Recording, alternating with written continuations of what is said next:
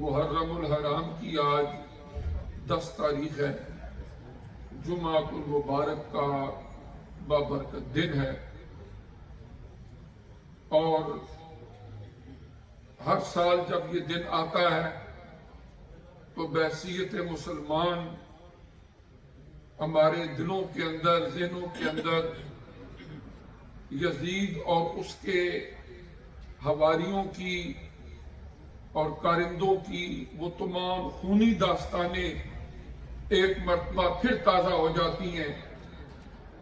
کہ خانوادہ رسول کریم صلی اللہ علیہ وآلہ وسلم کو جس بے دردی کے ساتھ، ڈٹائی کے ساتھ میدان کرب و بلا میں شہید کیا گیا، وہ نہ صرف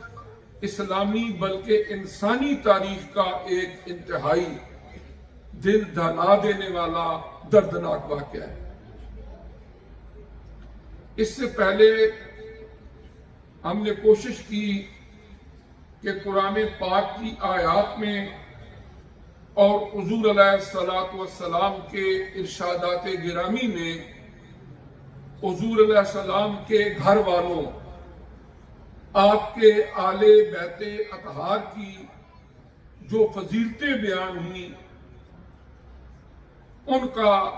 اصول برکت کے لیے تذکار خیر کریں۔ اللہ تبارک و تعالی نے حضرت امام عالی مقام سیدنا امام حسین رضی اللہ تعالی عنہ آپ کو جو مقام و مرتبہ عطا فرمایا، وہ بیان کرنا بھی ہمارے بساط سے باہر کی بات ہے کہ جس وقت ان کی ولادت ہوتی ہے، حضور نبی کریم صلی اللہ علیہ وآلہ وسلم کو اطلاع ہوئی کہ ان کی پیاری بیٹی حضرت خاتون جنت فاطمہ الزہرا رضی اللہ تعالی عنہا کے ہاں اللہ پاک نے بیٹا عطا فرمایا ہے۔ جو ہی آپ کو خبر ملی، آپ ان کے گھر تشریف لے گئے، جا کے اپنے اس پیارے نواسے کو دیکھا، چوما، کھجور کا ایک ٹکڑا چبا کے جس کو ہم کہتے ہیں گھٹی دینا، اپنے منہ مبارک میں اس کو چبا کے ان کے منہ میں ڈالا۔ پھر اس کے بعد جب 7 دن کے وہ ہو گئے، 2 مینڈے ان کی طرف سے ان کے نانا پاک محمد الرسول اللہ نے عقیقہ کیا، اور جو سر کے بال تھے وہ منڈوائے، اور ان کے برابر چاندی جو ہے وہ غربا مساکین میں تقسیم کی۔ اور اب بھی عقیقہ کرنا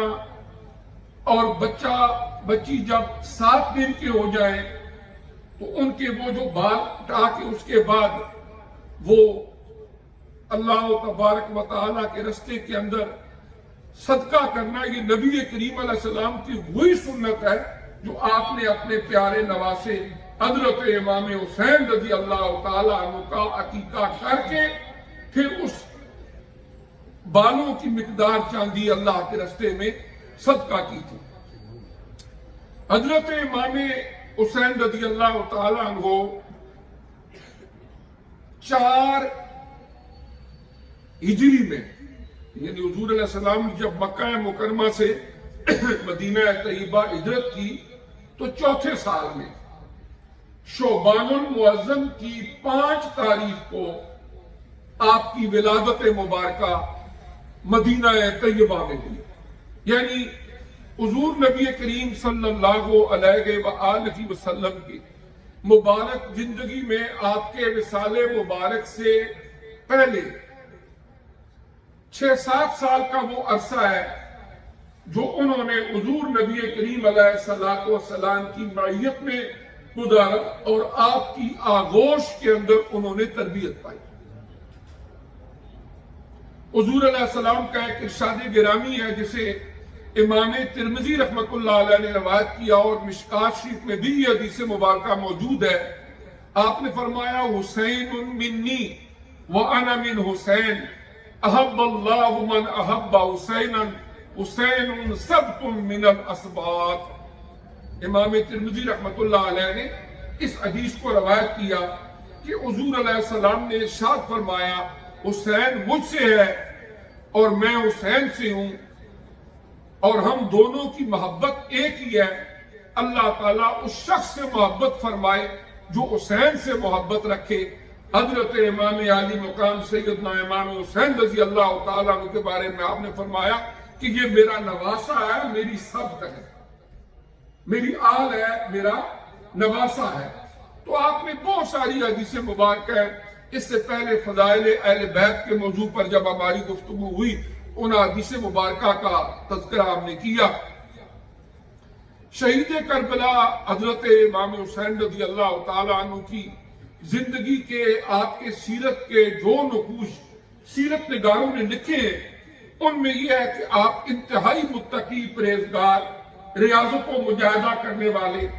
اور آپ کے بارے میں ہے کہ آپ اپنے لب و لہجہ کے اندر بھی حضور علیہ السلام کی سیرت طیبہ کا عکس جمیل تھے، اور حضور نبی کریم صلی اللہ علیہ وآلہ وسلم سے تربیت پائی، حضرت علی شیر خدا رضی اللہ تعالی عنہ سے تربیت پائی، اپنی پیاری والدہ ماجدہ حضرت خاتون جنت فاطمہ الزہرا رضی اللہ تعالی عنہ سے تربیت پائی، اور اس طرح تقریباً یہ کچھ 7 سال کے لگ بھگ کا عرصہ جو ہے یہ حضور علیہ السلام کی مبارک زندگی میں۔ پھر اس کے بعد حضرت عثمان غنی رضی اللہ تعالی عنہ کی شہادت تک 25 سال کا عرصہ گزرتا ہے۔ 2.5 سال حضرت ابو بکر صدیق رضی اللہ تعالی عنہ کی خلافت، 10 سال حضرت عمر فاروق رضی اللہ تعالی عنہ کی خلافت، 12.5 سال حضرت عثمان غنی رضی اللہ تعالی عنہ کی خلافت، 4.5 سال تک حضرت علی شیر خدا رضی اللہ تعالی عنہ بعد خلیفہ بنے، پھر تقریباً کوئی 5-6 ماہ تک حضرت امام حسن رضی اللہ تعالی عنہ خلیفہ بنے۔ ٹوٹل 30 سال بنتے ہیں۔ ان میں سے 25 سال وہ ہیں کہ جو حضرت عثمان غنی رضی اللہ تعالی عنہ کی شہادت تک بنتے ہیں۔ تو 25 سال آپ یہ لگائیں، اور تقریباً 6-7 سال کی آپ کی عمر تھی حضور علیہ السلام کی ولادت، آپ اس وقت 30-31 ایئر کی ایج تک انہوں نے یہ زرین دور، بہترین سوسائٹی، خلفائے راشدین کے دور کے اندر انہوں نے تربیت پائی، اپنا بچپن، اپنا لڑکپن، اپنی جوانی ان ادوار کے اندر آپ نے گزاری، اور حضور علیہ السلام نے اپنی مبارک زندگی میں آپ کی شہادت کی پیشن گوئی بھی فرمائی تھی۔ حضرت سیدہ ام فضل یہ حضور علیہ السلام کی چچی ہے، اور آپ کے پیارے چچا جان حضرت سیدنا عباس رضی اللہ تعالی عنہ ان کی بیوی ہے، حضرت ام فضل۔ ان کی 2 روایات، ایک روایت تو ان کی یہ ہے کہ ایک دفعہ انہوں نے ایک خواب دیکھا، حضور علیہ السلام کی بارگاہ میں حاضر ہوئی اور ان کے چہرے پر گھبراہٹ کے آثار تھے۔ عرض کرنے لگی یا رسول اللہ صلی اللہ علیہ وسلم میں نے ایک خواب دیکھا۔ جب حضور علیہ السلام نے پوچھا کہ کیا خواب، تو وہ جھجک رہی تھی اور گھبرائی ہوئی تھی، اور بیان کرنے کی ان کے اندر ایسے لگتا ہے جیسے سکت نہیں۔ پھر جب حضور علیہ السلام نے اصرار کیا تو انہوں نے آگے سے عرض کی یا رسول اللہ صلی اللہ علیہ وسلم میں سوئی ہوئی تھی، میں نے خواب دیکھا کہ آپ کے وجود کا ایک ٹکڑا کٹا اور آ کے میری گود میں گر گیا، تو میں گھبرا گئی کہ حضور علیہ السلام کے وجود کا ایک ٹکڑا کٹا ہے اور آ کے میری گود میں گر گیا ہے، پتہ نہیں اس کی تعبیر کیا ہے۔ حضور علیہ السلام نے فرمایا اس کی تعبیر یہ ہے کہ اللہ تعالیٰ مجھے ایک نواسہ عطا فرمائے گا،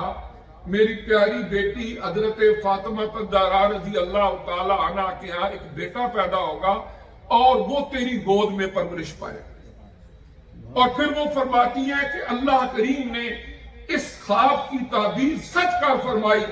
کہ جب حضرت امام حسین رضی اللہ تعالیٰ عنہ آپ کی ولادت ہوئی تو پھر وہ میری گود میں آئے اور میں نے ان کی آگے تربیت اور پرورش کرنے کی مجھے سعادت نصیب ہوئی۔ اور پھر وہی حضرت ام فضل فرماتی ہیں کہ ایک دن میں گود میں لے کر حضرت امام حسین رضی اللہ تعالیٰ عنہ کو بیٹھی تھی، آپ کا انتہائی بچپن تھا، حضور علیہ السلام تشریف لائے، میں انہیں اٹھا کے حضور علیہ السلام کے پاس لے گئی۔ حضور نبی کریم صلی اللہ علیہ وآلہ وسلم نے انہیں اپنی گود میں لیا، کچھ دیر آپ دیکھتے رہے اور پھر میں نے دیکھا کہ حضور علیہ السلام کی آنکھوں سے آنسو رواں ہو گئے، آپ کی آنکھیں اشکبار ہو گئی۔ وہ فرماتی ہیں میں نے عرض کی یا رسول اللہ صلی اللہ علیہ وآلہ وسلم، آپ اس پیارے نواسے کو دیکھ کے اشکبار کیوں ہو گئے، آپ کی آنکھوں سے آنسو کیوں رواں ہو گئے؟ تو حضور نبی کریم علیہ السلام نے فرمایا کہ میرا یہ جو بیٹا ہے اس کو میری امت شہید کر دے گی، اور جب میں یہ سوچتا ہوں کہ میرا یہ بیٹا اس کو میری امت شہید کر دے گی تو میں اس لیے آنکھوں کے اندر جو ہے وہ آنسو آ گئے اور اشکبار ہو گیا۔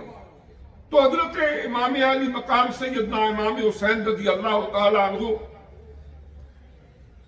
حضرت عثمان غنی رضی اللہ تعالیٰ عنہ کی شہادت تک مدینہ طیبہ میں رہے، حضرت علی شیر خدا رضی اللہ تعالیٰ عنہ کے ساتھ۔ پھر آپ کی شہادت کے بعد یعنی حضرت عثمان غنی رضی اللہ تعالیٰ عنہ کی شہادت کے بعد حضرت علی شیر خدا رضی اللہ تعالیٰ عنہ مدینہ منورہ سے کوفہ منتقل ہو گئے اور پھر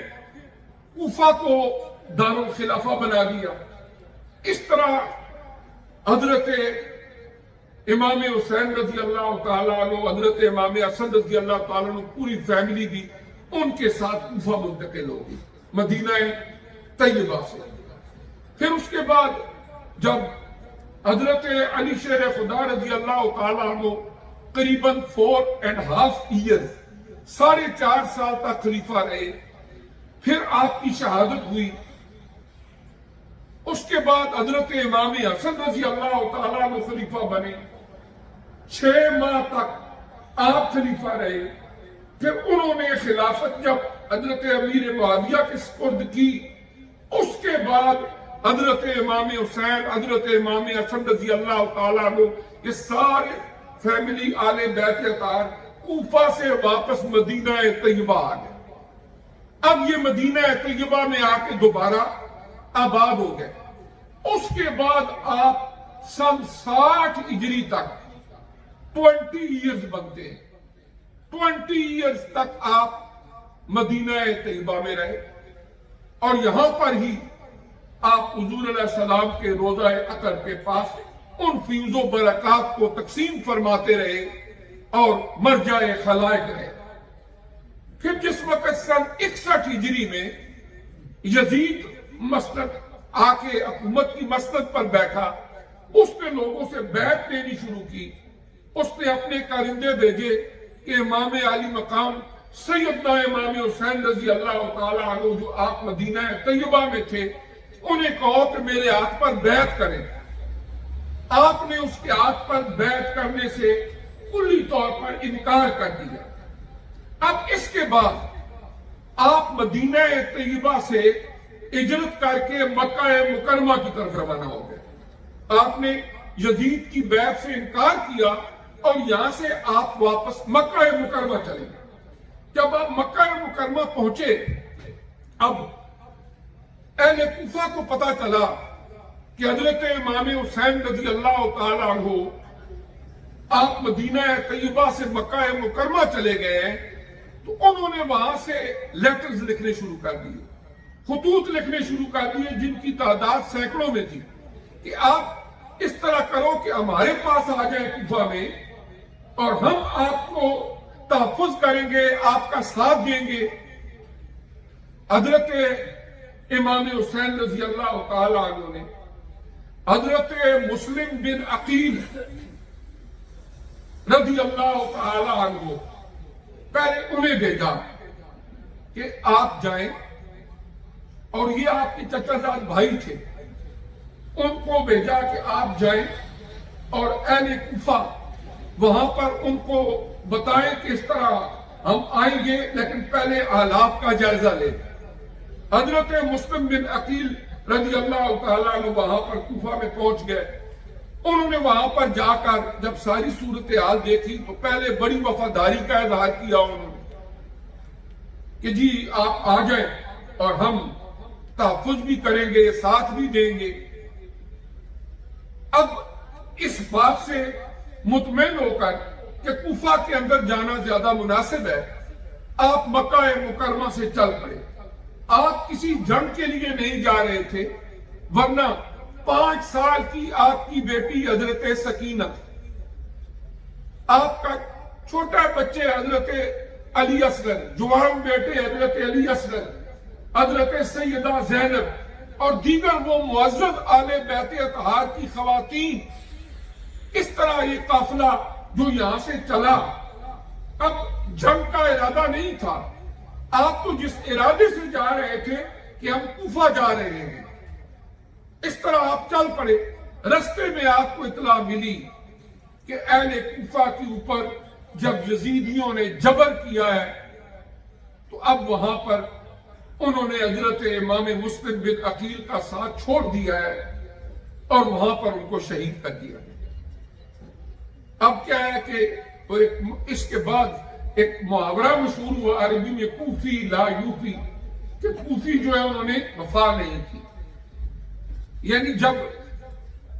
آمروں کا، ظالموں کا، جابروں کا جبر آتا ہے تو اس وقت اس کے سامنے ڈٹ جانا یہ کوئی آسان کام نہیں ہوتا۔ ان پر جب جبر کیا یزیدیوں نے تو وہ اپنے موقف سے ہٹ گئے،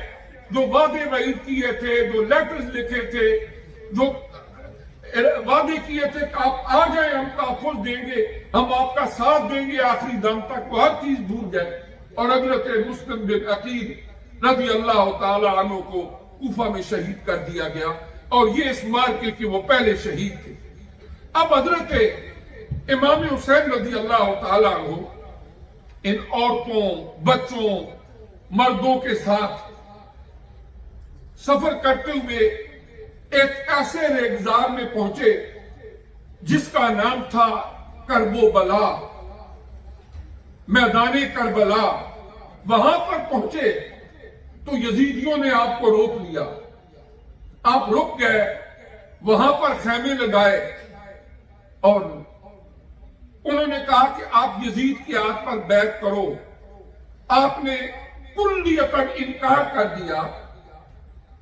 اب یہاں پر ایک بات یہ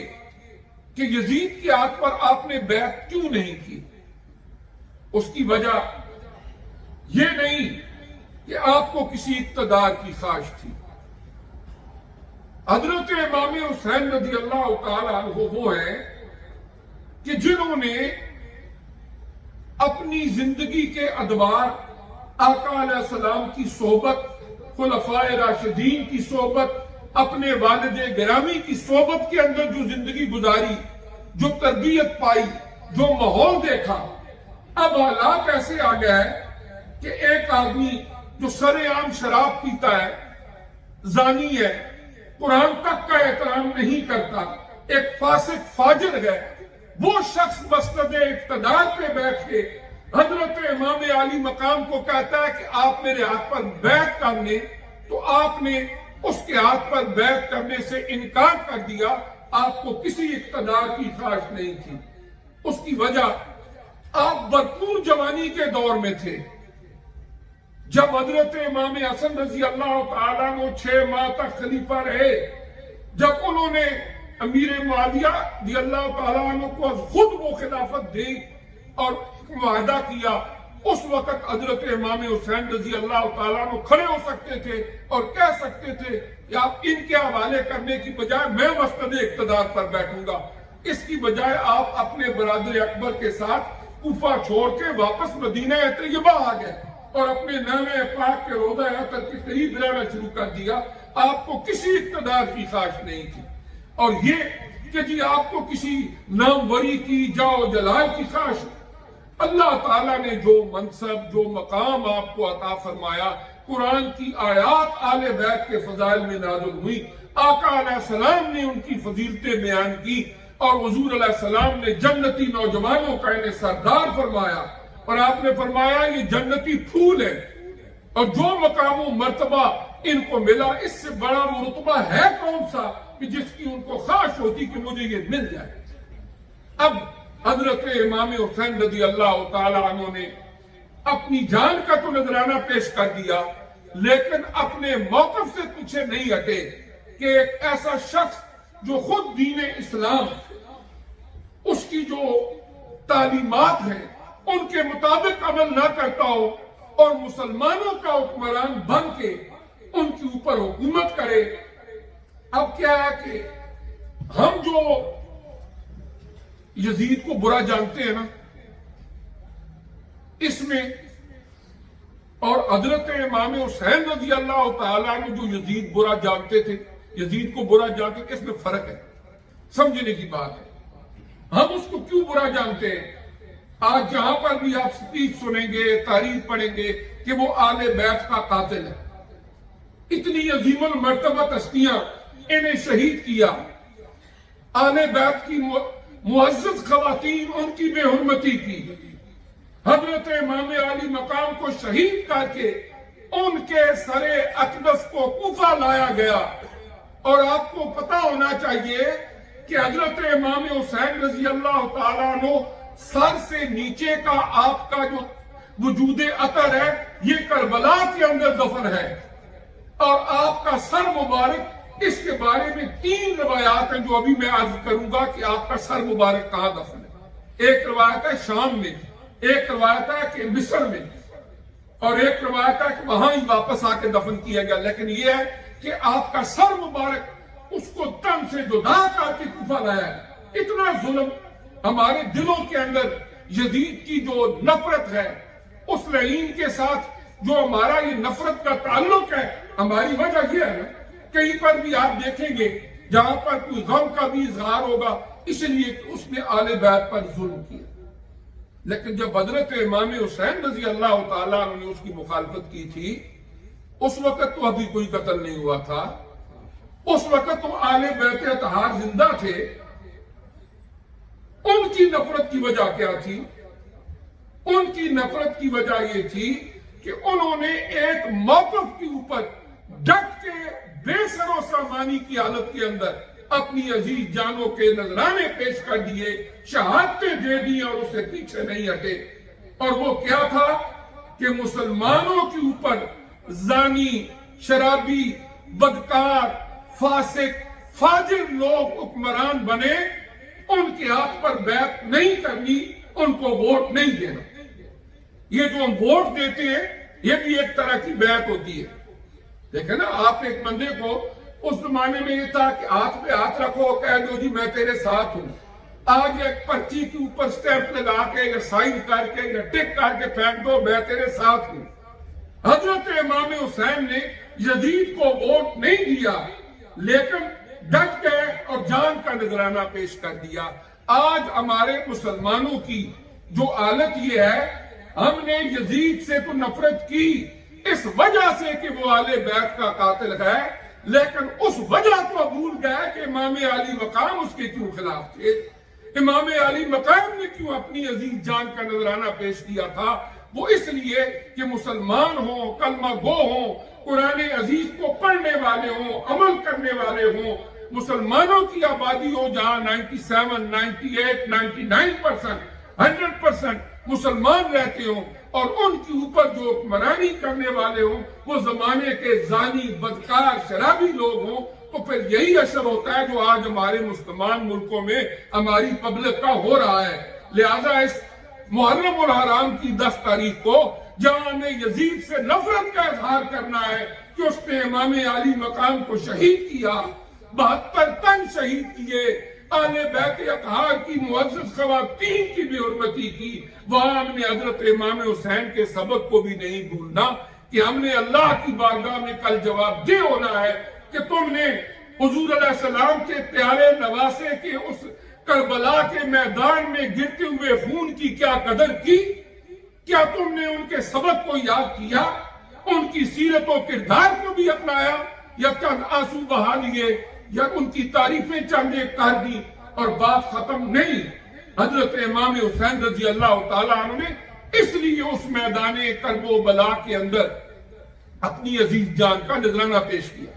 वहां पर 72 नफूसे कुदसिया शहीद हुए। जो मैदान करबला के अंदर शुहदा की तादाद है वो 72 है। इनमें 21 वो है कि जो आले बैत अतहार के अफराद हैं, और 51 वो है कि जो सहाबा इकराम उनकी औलादें हैं, जो हजरत इमाम हुसैन रजी अल्लाह तआला अन्हु के साथ वहां पर मौजूद थे। अब उनके नाम आप देखें। हजरत अली शेर खुदा रजी अल्लाह तआला अन्हु, आपके जो बेटे थे जो वहां पर शहीद हुए, हजरत इमाम हुसैन रजी अल्लाह तआला अन्हु शहीद हुए। ये जितने नाम मैं पढ़ रहा हूं, तमाम मकातबे फिक्र के अंदर 72 तन जो है, 72 शुहदाएं, उनकी फहरिस्तें मौजूद है। हजरत अब्बास आपके बेटे थे। इन्हें हजरत फातिमा ज़हरा रज़ी अल्लाह तआला अन्हा की वफात के बाद आपने दीगर शादियां की, उनमें से जो आपकी औलाद है। हजरत जाफर आपके बेटे थे, हजरत अब्दुल्ला आपके बेटे थे। आपके एक बेटे का नाम है हजरत उस्मान, आपके एक बेटे का नाम है हजरत मुहम्मद, आपके एक बेटे का नाम है हजरत अबू बकर, आपके एक बेटे का नाम है हजरत उमर। अब आप यहां से एक अंदाजा लगाएं कि अगर हमें हजरत अली शेर खुदा रजी अल्लाह तआला अन्हु से मोहब्बत का सही किरदार अदा करना है और इजहार करना है, तो उन्होंने खुलफाए राशिदीन की वफात के बाद जो अल्लाह ताला ने उन्हें बेटे अता फरमाए, एक बेटे का नाम रखा उमर, एक का नाम रखा उस्मान, एक का नाम रखा अबू बकर, और ये आपके वो बेटे हैं जो करबला के मैदान के अंदर शहीद हुए हैं। तो लिहाजा हजरत अली शेर खुदा रजी अल्लाह तआला अन्हु की मोहब्बत का सही इजहार वही कर सकता है जो अपने बेटों के नाम भी कहीं अबू बकर रखे, कहीं उमर रखे, कहीं उस्मान रखे, इसलिए कि उनके दरमियान तो मोहब्बतें थी। ये नफरतों की कहानियां बाद में। हजरत अली शेर खुदा रजी अल्लाह तआला अन्हु वो हैं कि जो मशहूर अपनी शजाअत की वजह से हैं, जिन्होंने खैबर के अंदर एक बड़े पहलवान को गिराया, खैबर का किला फतह किया, और आप बहादुरी में आप ज़रबुल मिस्र के तौर पर शुमार होते हैं। असदुल्लाह गिल गालिब, उनको अल्लाह का शेर कहा जाता है। जब हुजूर अलैहिस्सलाम का विसाल मुबारक हुआ, उसके बाद 25 साल तक आप मदीना में रहे। हजरत अबू बकर सिद्दीक रजी अल्लाह तआला अन्हु के पीछे जुम्मा और नमाजें पढ़ते रहे। हजरत उमर रजी अल्लाह तआला अन्हु के पीछे जुमे और नमाजें पढ़ते रहे। हजरत उस्मान गनी रजी अल्लाह तआला अन्हु के पीछे जुमे और नमाजें पढ़ते रहे। और जब हजरत उस्मान गनी रजी अल्लाह तआला अन्हु को शहीद करने के लिए बलवाइयों ने घेरा किया, उनकी हिफाजत के लिए अपने बेटों को भेजा, हजरत इमाम हसन और हुसैन को, कि जाओ और उस्मान गनी की हिफाजत करो। बात यह है कि वो अगर कोई ऐसी चीज देखते जो कहानियां आज गढ़ी हुई हैं उनकी नफरत की, तो जिस अली को मैं मानता हूं, जिस अली को आप मानते हैं, हम नहीं समझते कि वो किसी तरह का कोई कंप्रोमाइज करते। उन्होंने अपनी तलवार निकालनी थी और मैदान अमल में खड़े हो जाना था। उनका इनके पीछे नमाजें पढ़ना, 25 साल तक मदीना तैयबा में, ये क्या है? उनका आपस में उल्फत और मोहब्बत का इजहार है। तो इस तरह मैदान करबो बला में हजरत इमाम हुसैन रजी अल्लाह तआला अन्हु ने अपनी अजीज जान का नजराना पेश करके क़यामत तक आने वाले मुसलमानों को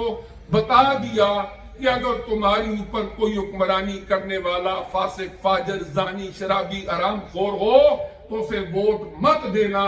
वरना मेरे खून से बेवफाई होगी। न यजीद का वो सितम रहा, न ज़ियाद की वो जफा रही, رہا تو نام حسین کا جسے زندہ رکھتی ہے کربلا وآخر دعوانا الحمدللہ. ماشاء اللہ.